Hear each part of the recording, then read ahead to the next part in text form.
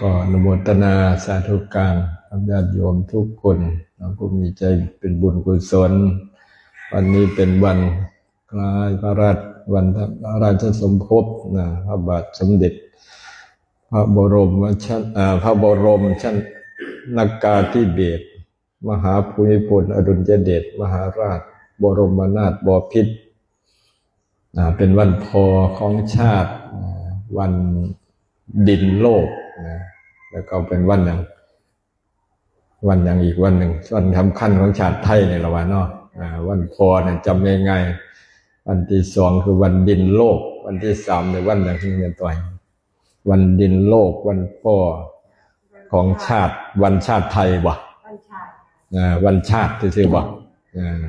บ่เป็นวันชาติไทยตัว3 วันเนาะวันสำคัญ4 วันเติมเข้าไปวันพระวันนี้เอามือลงนั่งฟังด้วยอาการสงบพอเป็นวันพอกับคนหนึ่งนับเงินเลยขอให้รวยนะผู้ใดก็ได้ผู้อยู่ทั้งหลังทั้งหน้าผู้ใดได้ยินได้ฟังก็ให้รวยให้สวยให้สุขภาพแข็งแรงพอเป็นเดือนสุดท้ายของปี2568จากน้อยก็69อย่างเข้ามาผู้เฒ่าอยู่แล้วก็เฒ่าเพิ่มอีกปีหนึ่งผู้เป็นปฐมวัยก็ก้าวสู่มัชชิมวัยปัจฉิมวัยผู้สูงวัยแล้วบัดสวรับเงินเดือนแล้วผู้มีอายุ60 ปีต่อไปขอให้รวยนะขอให้เจ้าภาพจงเจริญวันพ่อวันแม่ก็ขอให้มีความสุขนะผู้ใดนึกถึงพ่อถึงแม่ได้หลายก็ได้หลวงพ่อก็คิดฮอดมันพ่อจะล่วงลับดับขันไปอยู่ในโตเฮาเบิดล่ะพ่อกับแม่พ่อให้ชีวิตแม่ให้วิญญาณแต่ก่อนคิดบ่ออกสอบบ่เข้าก็นี่แต่ว่าแต่จังได้พ่อแม่อยู่น้ำเฮาได้สักไล่ทางขวาได้พ่อทางซ้ายได้แม่ต่อมาจังฮู้ว่าโอ้พ่อแม่อยู่น้ำเฮาพ่อให้ชีวิตให้วิญญาณสร้างมาก็เฮามาอาศัยเพิ่นเนาะสร้างมาก็ส่งเสริมสนับสนุนเสียสละจนได้ส่องแสงอยู่ในโลกมีลมหายใจฮอดกูเมื่อยก็เพราะว่าคุณบิดรมารดาพ่อของชาติพ่อของโลกพ่อของครอบครัวคล้ายๆวันแม่เนี่ยมีพ่อกับมีแม่มีพ่อมีแม่กับมีลูกเนาะผูกพันเกี่ยวพันอยู่นี่แหละกล่าวถึงวันพ่อมื้อนี้ แต่ว่าก็ห่วงวันแม่วันลูกก็ไปน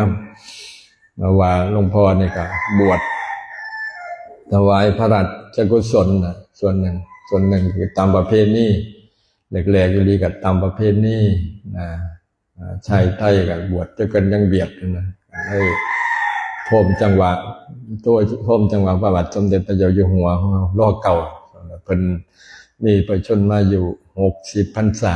หลวงพ่อก็21 ปีพอดีกันเลือกวัดถือก็บวชตามประเพณีที่นี่ศึกษาเสิร์ชพ่อใหญ่เสิร์ชเท่านะตัวเทยะคุณเคยกับหลวงพ่อนี่หลายเป็นกรณีพิเศษมีงานนั้นก็เกินไปตอนนั้นบ่ทันได้บวชเพิ่นก็บ่ทันรู้จักแต่ว่าปัญหานาคไปร่วมกันให้ครบอย่างหน่อยอย่าต่ำกว่า60ลูกนั่นน่ะในอำเภอกุดชุมเฮาน่ะปี2530ก็เลยหลวงพ่อนี่เป็นจำนวนหนึ่งในหันจริงๆก็มากกว่า60รูปอยู่ดอกนั้นได้รวมบวชเป็นพระราชกุศลหรือว่านาคหลวงตอนนั้นผู้ใดบวชตอนเขาก็เรียกว่านาคหลวงบ่แม่นจบประโยคเก่าจังนาคหลวงบ่แม่นคือหลวงนี่ถวายเป็นพระราชกุศลนะรอเก่าอยู่ไปอยู่มาหมู่บวชน้ำกันหายไปแล้วละคน2 คนเดี๋ยวนี้จักไปใส่เบิดตายไปแน่ยังก็ศึกหาลาภเกิดเทศไปเดี๋ยวจะของเด้นี่ประกาศหาหมู่หลายนะมาร่วมกันนั้นปี30บวชอยู่กุดชุมวัดสามัคคีธรรมวัดสามัคคีวนารามยั่งบ่นอนมิตรจิรีเด้นะเพราะว่าอุปัชฌาย์ก็มรณภาพไปผู้สวดก็มรณภาพไปหมู่ก็ มรณภาพไปตายก็มีศึกก็มีก็เหลือเจ้าของผู้เดียวโคโลเดียวนี่นาคหลวงนะจักน้อยกันนาคลอยนาคหลับไปแล้วบัด มันโถไปน้ำเนาะก็จะลอยไปฮันลีนะเอื้อนกับไปเล่าไปลีอยู่เล่าเพราะม่อนไปเทศเว้าอยู่นี่กันฮอดได้ยินประเทศเล่าได้เลยฉะนั้นก็การเผยแพร่ก็มีส่วนดีเด้ออกไปเว้ามาจนว่าดังไปฮอดเล่าเขาก็เลยม่อนนี่ก็เว้าจังซี่ล่ะมันดังไปจังได๋บ่ม่อนไปเทศประเทศลาวเป็นสปป.ลาวเขตจำปาสัก1คืน เทศเบิดคืนนะครับแล้วไปเซอร์เวย์เบิ่งหนทางไว้ซะกันมันเป็นตาดีก็เนี่ยออกก็ยังไปน้ำก้นงวดนี้มันก็ไอ้ค่าโตล้านนึงอันไปเทศล้านกีบนะประมาณ1,000 กว่าบาทนี่นะค่ารถก็ประมาณ1,500นะแจกเล็กน้อยอีก3 ล้านมันต้อง ไปงวดก่อนนี่ครับจันทยงแจกเล็กน้อยเกือบ3 ล้านอยู่พระธาตุอิงหั่งตอนนั้นกันเทศบ่มีเนาะไปแจกอย่างเดียวแต่ว่างวดนี้กันเทศประมาณจักล้านนะกันเหลือก็เดี๋ยวว่าไม่เบิ่งแต่กันบ่เหลือก็แล้วไปนะหาหมอนหาผ้าไปต้อนเพิ่นอยู่ดอกบางแขวงก็ลำบากกว่าเฮานี่แหละคือพระอันโกอินเตอร์ได้ให้เว้าอยู่นี่มันธรรมดาเนี่ยไปต่างประเทศ ออกเล่าจะกันต่อไปก็ออกฮ่องกงไปแล้วบัดเบิดหนี้เบิดสินแล้วก็สบายแล้วบัดมันได้เรียกกันเทศกันเลี้ยงพระมันดาแล้วบัดพอพระบิดานี่ลงลำดับขันไปละที่จริงพระมันดาก็ลูกหลานก็เลี้ยงก็ดอกกันบัดลูกชายเป็นพระเบิดหนี้ก็สิเหลือกันเทศตั้งประเทศนี่ก็สิเอาไปเพิ่นอยู่ดอกจักครึ่งล้านคิดว่าล้านนึงก็1,000 กว่าบาทครึ่งล้านเท่าใดก็คิดเบิ่งนี่นะก็คือกิจกรรมต่อไปนี่วันพอมาเวียนบรรจบก็มาฮอดมื้อนี้นะลองไล่เบิ่งพรรษาที่ดลเลยนะหลวงพ่อบวชวันที่11 เมษายน 2530เดี๋ยวนี้ก็จนปากเฝ้าแล้วเนาะ2568แล้วนั่น69ก็สิอีกบ่กี่มื้ออีกบ่กี่มื้อเนาะ69กับวันสิจะคล้องกับวันที่60 ปีแล้วบ่เนาะเกิดพศ09โอ้เป็นสวล่ะตัวนี้นั่นน่ะตำแหน่งบ่ต้องไปญาติเขายากเนาะเขาตั้งให้คู่มือตำแหน่งแก่มันต้องตำแหน่งเจ็บจะได้ก็ตำแหน่งตายตำแหน่งมาล่างก็ตามมานี่เรื่องลาภยศสรรเสริญบ่ต้องไปญาติไปแย่งผู้ใดเนาะตั้งตามลำดับบวชไปบวชมาจากมอมเป็นผู้บาเป็นหลวงพี่หลวงพ่อไปแล้วทั้งนั้นก็หลวงปู่จากพศ30เป็นนาคหลวงมาฮอดเดียวนี่ก็เป็นหลวงนาคนั่นล่ะหลวงนาคหรือพอล่วงแล้วกันไปภาคใต้อันไปทางเหนือก็ตุลุ่งไปแล้วบางเฮากับหลวงพ่อนี่ก็คือตามลำดับบ่คิดว่าเจ้าของสิฮอด60 ปีจักเทื่อดอกถวายในหลวง60 พรรษาบัดเจ้าของก็สิอันหายใจยาวๆไปก็60 ปีตัวเนาะอีกบ่กี่มื้อนี่จึงถวายเป็นพระราชกุศลบวชมากพยายามศึกษาหาความรู้กันตั้งตนอยู่ทั้งที่ชอบประกอบไปธรรมประกับประคองมาจนว่าฮอดมื้อนี้ก็ยังระลึกถึงพระคุณของในหลวงของเฮาอยู่ตลอดจังว่ายามมีโครงการอีหยังก็บ่เคยพลาดเนาะโดยเฉพาะแผ่นดินถ้ำแผ่นดินทองกล่าวย้อนไปจักน้อยสมัยหลวงพ่อบวชแรกๆนี่ก็ ประจำพรรษาทางเหนือต่อมาก็ไปธุดงค์เดียวเนี่ย 2-3 ลูกไปบั่นมาเป็นหลักเป็นฐานเป็นหลักเป็นแหล่งเนาะเป็นหม่อมแน่กับตอนไปร่วมกับหลวงพ่อสมเด็จสมเด็จพุทธาจารย์อาจสภะเคยได้ยินเนาะคนรุ่นเก่าหล ลวงพ่ออาจนะเพิ่นถือขังผู้เขาหาว่าเพิ่นเป็นพระมนิน6 ปีขังไว้6 ปีบ่มีคดีบ่มีหยังตรวจสอบเบิ่งแล้วออกมาเพิ่นบ่ได้ศึกเนาะใส่จากใส่ชุดขาวก็มาใส่ชุดเหลืองเป็นพระพิมลธรรมตำแหน่งก็ชุดท้ายก็เป็นสมเด็จพุทธาจารย์หลวงพ่อก็ไปร่วมธุดงค์ทั่วประเทศไทยธุดงค์ย่างบ้างขี่รถบ้างเพราะว่าไปกับหมู่คณะหลายหลังจากออกจากภาคเหนือทำพระจมทั้งนั้นทั้งนี้แล้วรวมย่างน้ำเพิ่นปัตตลุงบ่องน้ำท่วมก็ไปเลยสงขลาหาดใหญ่นี่นะไปหลายหอดหาดใหญ่ล่ะภาคใต้นี่ปัตตานีบ่ทันถึงสรุปแล้วก็คือทั่วประเทศไทยหลวงพ่อสมเด็จพุทธาจารย์ปรับพิมลธรรมแล้วก็อาจอันสภาพเป็นอยู่ขอนแก่นนี่นะหลวงพ่อก็เลยได้นำบัตรธุดงค์สามารถธุดงค์ได้ทั่วประเทศไทยเป็นพระรูปหนึ่งดีอย่างเขาไปสนับสนุนกิจกรรมเป็นดินทำเป็นดินทองนะช่วงนั้นถือว่านี่แหละด้วยบุญของในหลวงเพิ่นทรงมาบุญบารมีของในหลวงของครูบาอาจารย์ของคุณพ่อคุณแม่ล่ะครูบาประชาอาจารย์ทุกคนมีพระคุณเบิดนะทรงให้เฮาได้มีกำลังใจก็เลยไปเรียนทั้งนั้นทั้งนี้ทั่วประเทศไทยภาคใต้บ่คันได้ไปแต่ปัตตานีนราธิวาสแล้วทั้งเหนือก็ยังแม่ฮ่องสอนบ่เบิดล่มก่อนไปต่างประเทศก็อินเดีย2 เทื่ออินโดนีเซียเทื่อนึงเวียดนามเทื่อนึงลาวนี่ประมาณ4-5 เทื่อถือขังเทื่อนึงนั่นเล่า เอาของเป็นต้นก็จะพระทั้งพุ่นเป็นส่วนไปเบิ่งของดีพระเก่าอยู่ในถ้ำเจ้าหน้าที่ก็เลยเข้าใจผิดว่าเฮาสิเป็นหลอยเอาของดีเลยเอาไปกักขังบริเวณตอนนั้น20 รูป20เนาะประมาณนั้นน่ะ21กับโยมนี่ล่ะกักขังบริเวณไปเบิ่งหม่องขังโฮงการเห็นเบิดดีกว่าไปเที่ยวธรรมดาเด้อบ่ได้เที่ยวเขาจับไปขังเนาะไปเห็นนั่นเห็นนี่นะจาก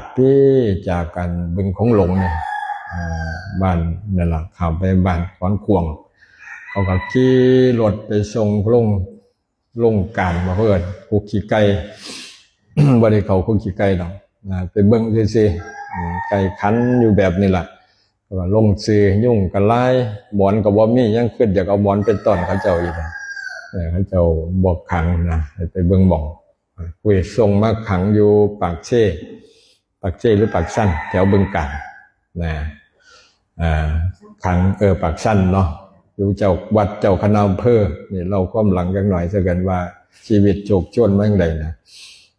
จริงๆก็ด้วยใจบริสุทธิ์เนาะนำอาหารข้าวสารอาหารแห้งกับป๋องแป้งนัวไปต้อนแต่ว่าชาวบ้านนี่ดีเจ้าหน้าที่มันเข้าใจผิดว่าเฮาเป็นขี้ขโมยนะก็เลยเอาไปกักขังบริเวณเลยปากชั้นเจ้าคณะอำเภอ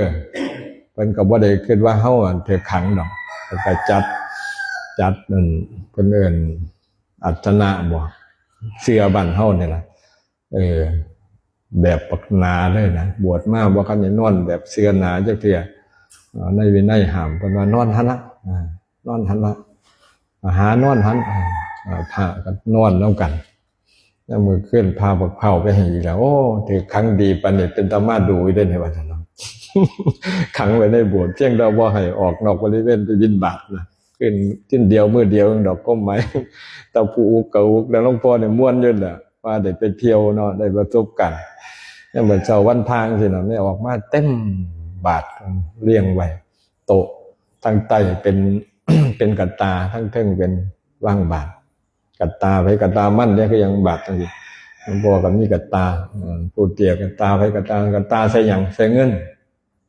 เมื่อนั้นเต็มตาเลยเมื่อนั้นเงินจีบมานับเบิ่งกันเกือบล้านพุ่นน่ะแจกคือ3 มื้อจังเบิดนะแบบใจเข่าใจเงินไปนำนะอย่างว่าคุยกับลูกน้องไว้แบบนี้บ่เป็นตะเมืองง่ายได้ว่าซั่น ไม่ออกก็ดีมาอีกเด้ออัญญาว่าท่านน่ะมาอีกเด้อมันถามข่าวอยู่ไสอยู่ไปยังใดมั่งใดน่ะเขาก็บ่กล้าว่าถึกจับมายามว่าท่านน่ะอันว่าหน้ามาอีกเด้ออัญญาว่าท่านซุ่มลูกศิษย์เลยรับตาเบิ่งอยู่นะตกลงกันว่าสิค้ำบาดนี้มื้อนึงคืนนึงผ่านไปสิค้ำขอตอนนั้นเขาเจ้าขอล้านนึงตีใช้เงินไทยประมาณ 4,000 ช่วงนั้นเพราะเงินนี่มันผันป่วนอยู่เรื่อยๆเด้บวกบางทีนะบางช่วงก็ 2,000 ต่อล้านบางทีก็ 4,000 ตอนหลวงพ่อไปเนี่ย 4,000 บาทต่อล้านกีบ ต่อร่องได้500,000ได้ครึ่งนึงเลยส่งกลับมานะหลังจากนั้นก็บ่หลาบดอกเพราะว่าที่บ้านเขาเจ้าดีมีน้ำใจที่บ้านเฮานี่ล่ะใส่บาตรตามข้าวเอาน้ำผึ้งเอายังต้นเฮาเอาแป้งนัวไปต้นมันก็เอาน้ำผึ้งต้นบักไปเอาได้เขาเหลือจากหมูเขาเจ้าบ่กินเนาะเฮาละอยากได้บักไปเล็กน้อยสั่นให้หมูอยู่เอาข้าวสารไปแลกกันว่าซั่นเนาะ นี่ล่ะม่วนกันอยู่ระหว่างไทบ้านกับพระยังม่วนกันอยู่แต่ว่าเจ้าหน้าที่บางคนเนาะเอากะตาเขียวอยู่แล้ว ถามมาเดี๋ยวนี้ก็ยังกินฮอดอยู่บางช่วงก็ส่งเสื้อผ้าฝากทั้งพระครูติ่งว่าล่ะส่งไปเขาเจ้าได้เด้อว่าซั่นนี่ล่ะช่วงหลังมากข้าพเจ้านิยมบัดหลังจากไปวิเวกผู้ยังกับพวกบุญยางจันทร์สุริยาก็เลยชวนไปเล่าพลังเป็นเจ้าภาพไปไหว้พระธาตุอิงหั่งพระธาตุโพนอิงหั่งประวัติคือพระพุทธเจ้าไปเสวยบักสมออยู่หั่นแล้วก็ต่อมาเกิดพระบังคมหนักคือปวดทายวันเฮานั่นแหละเทวดาก็เลยสั่ง เบ็ดจักุดีคือสวมไว้พูนห่างกันบน400 กิโลเป็นพระธาตุโพนไปบางหันไปนมัสการ2 บ่องพระธาตุอิงหั่งนี่ออกสวรรค์นี่ผู้ใดบ่เคยไปสวรรค์ก็ไปท่านด้วยมุกไปนี่นั่นล่ะสวรรค์เขตเนาะอิงหั่งพระธาตุโพนไปหันกลับมาเล็กน้อยโบ้ม่วนอยากได้ปึ้มอยากได้ดินสออยากได้ปากกาเดี๋ยวงวดหน้ามีโอกาสจะเห็นปึ้มคือหนังสือเนาะเลี้ยงเขาเกือบเบิด3 ล้านเลี้ยงขนมวันนั้นก็ขอแน่หลวงพ่อหลวงปู่ก็มาหยาดกันยังงานม่วนกุ๊บนั่นนะเกี่ยงกระเป๋าเติดก็เลยมานี่ล่ะวังเดือน ก้อนกฐินนี่หรอกว่าเนาะบาดในบุญพลาจังใดบ่อยู่มาฮอดหมู่บ้านจันทร์วิชาเลยม่นไปว่าพระเพราะท่านชื่อพรไส้บ่นิมนต์หลวงพ่อไปเทศจำปาสักสิมาหลับ4 โมงตอนนี้เมื่อเช้าสิไปจันดงนิมนต์ไปเจิมบ้านเจิมอย่างละโคกหนองนานี่เมื่อเขารักมองนี่พอดีโคกหนองนาทฤษฎีใหม่เนาะทฤษฎีเกษตรพ่อเพียงทฤษฎีใหม่ไร้สารพิษโครงการของพระราชดำริของในหลวงเขานี่แหละเนาะโคกหนองนานี่ก็อันเดียวกันล่ะเนาะเพราะว่าปลูกพืชสารพัดลงในหันมีครูแนวนะเลยสิไปเจิมให้เพิ่นจักกันหลังจากหัน4 โมงออกต่างประเทศนี่แหละเหตุเวียนมาบรรจบก็เลยเกิดพ่อว่าในหลวงของเฮานี่มีคุณอันยิ่งใหญ่เป็นราชาเหนือราชาก็ว่าได้นะของโลกของหลาดตั้งเท่าใดจักปีก็70 ปีบ่หรือเท่าใดหลวงพ่อก็ลืมของหลาดหลายกว่าหมู่เนาะเป็นพระราชาที่ทรงเฉลียวฉลาดแบบว่าสุดยอดนะต่างประเทศก็ให้ความเคารพบูชานับถือเห็นจากชื่อต่างๆในอย่างว่าหลวงพ่อถือว่าโชคดีได้เป็นนาคหลวงเป็นพระของพระราชาเป็นจิตว่าได้เป็นพระลาดนั่นลาดนี่กันนี่เท่ากับลาดตะเวนนี่แหละช่วยเหลือพระองค์ตามทันทีปัญญาเห็นใดมองใดนี่ความทุกข์เท่ากับไปให้กำลังใจซอยตามซอยได้คือว่าผู้เป็นมีกำลังใหญ่กับซอยแบบใหญ่ กำลังหน่อยกับซอยแบบหน่อยนะนี่คือเป็นการแสดงออกซึ่งความกตัญญูกตเวทีอีกแบบหนึ่งนะในหลวงของเฮานี่เป็นผู้ที่นับถือพุทธศาสนาหรือว่าชั้นยอดนะเป็นนักบุญชั้นแนวหน้านักศรัทธาชั้นเลิศไปหาพระที่เป็นอริยบุคคลเนี่ยแทบทุกวัดนะในประเทศไทย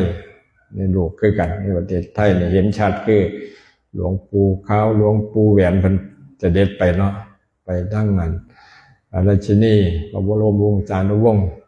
พระโอรสพัทธิดาเนี่ยก็ยังทำวงเพลเนี่ยหลวงพ่อได้ไปสัมผัสต่อหน่อยไปเห็นเพิ่นเสด็จไปหลวงปู่ขาวเป็นประทับเป็นจำพรรษาอยู่ในวัดธรรมวงเพลนะในหลวงก็เป็นผู้ประทานผู้ประทับตลอดมาทั้งพระราชินีนะทั้งพระบรมวงศานุวงศ์หลายองค์เป็นพระที่พระองค์ที่เขาไปบ่แม่นไปทำบุญซื่อๆเด้ไปฝึกกรรมฐานนะไปฝึกกรรมฐานไปฝึกสตินี่ที่ว่าโหอันผู้ใดได้อ่านหนังสือของในหลวงเนี่ยเป็นอย่างเพิ่นคือเขียนออกมาพระราชนิพนธ์หนังสือต่างๆก็อย่างพระมหาชนกเนี่ยเนาะอย่างอ่านแล้วก็นำไปปฏิบัติสุดยอดนะเป็นชาติหนึ่งของพระพุทธเจ้าเฮาที่ทำความเพียรเนาะมหาชนกเนี่ยไปทำสร้างเพียรบารมีเนาะวิริยะบารมีก็ได้อ่านนำไปประพฤตินั่นเป็นแนวทางเนี่ยนำมาใส่กับชีวิตนี่สุดยอดนั่นแหละนี่พระองค์เนี่ยศึกษาธรรมะหลักสามารถเอาว่าขยายนะขยายแล้วก็เอาคำสอนพุทธเจ้าว่าให้คนประชาชนธรรมดาเอาไปประพฤติปฏิบัติเป็นรูปธรรมจากนามธรรมมันง่ายได้ขยายเป็นนี่แหละ เรื่องทฤษฎีใหม่นี่นะกสิพ่อเพียงเนี่ยนะปกลงหน้านี่นะขันเท้านำมาปฏิบัติโอ้สุดยอดจังว่าเห็นหน้าเนี่ยบอกกล้วยมันเหตุตามพระราชดำริของพระบาทสมเด็จพระเจ้าอยู่หัวเขาเนี่ยได้การอยู่มีน้องน้ำมีอวยกล้วยอ้อยซอยปีแบ่งเป็นอย่างละ 3-4 ไร่เนี่ยนะมีเข่ามีผักมีแนวกินทุกแนวนะเลี้ยงสัตว์มีต้นไม้ยืนต้นนะผู้ใดในผู้ชุ่มเขาเนี่ยก็หลายอยู่หรอกโดยเฉพาะเข่าปลอดสารพิษเนาะเขาเกษตรอินทรีย์คือกำเก่าเขาเนี่ยก็ถือว่าเป็นหลักนะกำเก่าใหญ่กำเก่าหน่อยเนี่ยมาอันดับหนึ่งของยโสพร้อมมั่งเนาะเห็นผู้ใหญ่บ้านเป็นรับรางวัลนี่ก็น่าสรรเสริญน่าเยี่ยมยอดให้การสนับสนุนปลอดสารพิษแล้วก็นำชื่อเสียงมาให้บนเฉพาะในหมู่บ้านตำบลอำเภอจังหวัดเมื่อนั้นเลยพอกับในอำเภอคุยกันโอ้แล้วก็มีแนวทางขึ้นกันเกี่ยวกับทฤษฎีแอนไม้และโขกน้องหน้าเนี่ย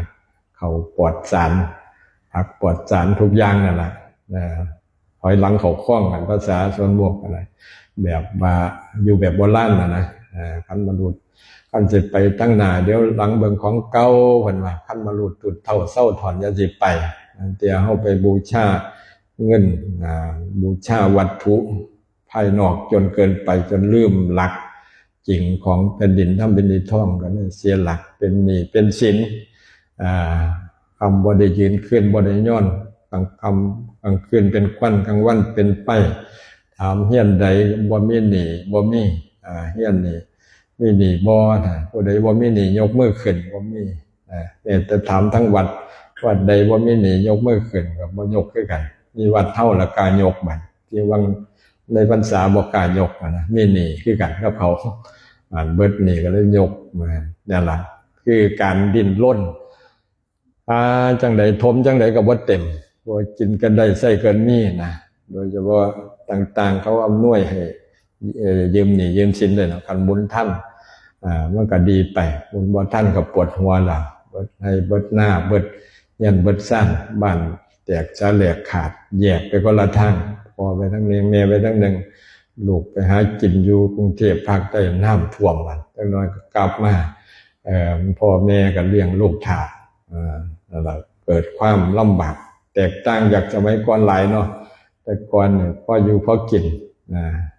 หาอยู่หากินเนาะต่อมาเฮ็ดอยู่เฮ็ดกินพวกมันซื้ออยู่ซื้อกินบ่ปล่อยไปเฮ็ดงานแม่บ่เลี้ยงหลานถ่าก็บ่ได้กินอีกบ้านบ่ได้เซาแต่ก่อนเนาะบ้านเฮาเดี๋ยวนี้มีละได้บ้านได้ยินดอกบ้านเซาเขาก็ซื้อจังหวะลงเฮาเนี่ยมีดินได้หลายจังหวะสร้างบ้านพักไว้เขา3 หลังนี่ที่หลวงพ่อว่าผู้ใดถูกลูกหลานไล่ออกจากบ้านมาอยู่ได้นะตะกี้เขาหัวขวนว่าสิบ่มีบ้านเฮาเดี๋ยวนี้มีแล้วมาอยู่แล้วหลังนึงล่ะนะไปอยู่บ้านเจ้าหาเงินบ่ทันเลยมาโหลดอยู่ฟรีกันอยากใส่น้ำบาดาลก็มีใส่น้ำห้วยก็มีหากินเองแต่ว่าอยู่ฟรีนี่แหละต่อไปมันสิหลายอยู่3 หลังยันบ่พออยู่เนาะเด็กลูกไล่หลานไล่นะเตรียมไว้รอดวันน่ะ นั่นแหละแต่ก่อนเป็นวัฒนธรรมแตกบ้านแปลงเมืองอยู่ภาคใต้น้ำท่วมภาคเหนือเจอพายุภาคอีสานเนี่ยโซนเฮาเนี่ยหลอดโตมาหลายปีละท่วมก็พอดีแรงก็พอดีเนาะต่อมาก็ว่าจะย่านลังมาพี่อยู่นี่แหละคือความเป็นจริงของชีวิตบางเจียกันนี่แหละภัยธรรมชาติเนาะแล้วก็ภัยวัฏภัยขี้ภัยแต่ว่าภัยกิเลสหนักด้วยบัดกันเฮาบอกหันเข้าสู่ทางเก่าเป็นดินถ้ำเป็นที่ท่องทฤษฎีใหม่ขึ้นในหลวงพันสอนนี่แห่งอยู่ยากฉะนั้นเมื่อวันที่5 ธันวาคมเรียนมาบรรจบเป็นวันพระราชสมภพประดับพระบาทสมเด็จพระเจ้าอยู่หัวของเฮาในโลกเก่าวันพ่อของชาติจำง่ายๆบ่แม่นจะพอเมื่อนี้เด้เอาเข้าไปในจิตวิญญาณเฮาล่ะจากการฟังหรือการเห็นสื่อต่างๆเป็นเทิดพระเกียรติทรงพระเจริญหรือว่าทรงพระเจริญอยู่เนื้อเก่าเนื้อกระหม่อมบ่แม่นบูชากันซื่อๆบ่แม่นร้องเพลงสรรเสริญกันซื่อๆต้องนำมาเป็น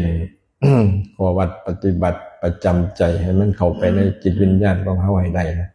หักพอก็บ่ว่าหักเพิ่นจะบ่อยู่ในแบ่งในเหรียญซื่อๆต้องหักด้วยจิตวิญญาณพ่อเป็นผู้เสียสละโดยเฉพาะพ่อของชาติในหลวงของเฮานี่ล่ะพ่อของโลกก็คือพระพุทธเจ้าพ่อของครอบครัวก็เนี่ยทุกคนเนาะมีบางคนก็ล่วงลับไปแล้วแต่ว่าอยู่ในใจของเฮาตลอดยังขออนุโมทนาสาธุการกับพี่น้องญาติโยมทุกคนนะที่ฟังรายการอยู่เดี๋ยวนี้ก็ขอให้เกิดทุนบารมีแล้วก็มีความกตัญญูกตเวทีต่อพ่อดังที่กล่าวไปแล้วพ่อของชาติคือพระบาทสมเด็จพระเจ้าอยู่หัวแล้วทุกพระองค์นะเนี่ยนักวันนี้ก็คือ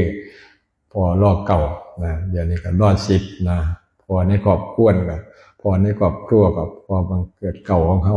เป็นสิเมื่อเราอยากจะไปดูถูกดูแค้นเพิ่นบุญคุณเพิ่นเรียกว่าพระใหญ่กันหลายนะพอของโลกคือพระพุทธเจ้าเฮาบ่ลืมพ่อแม่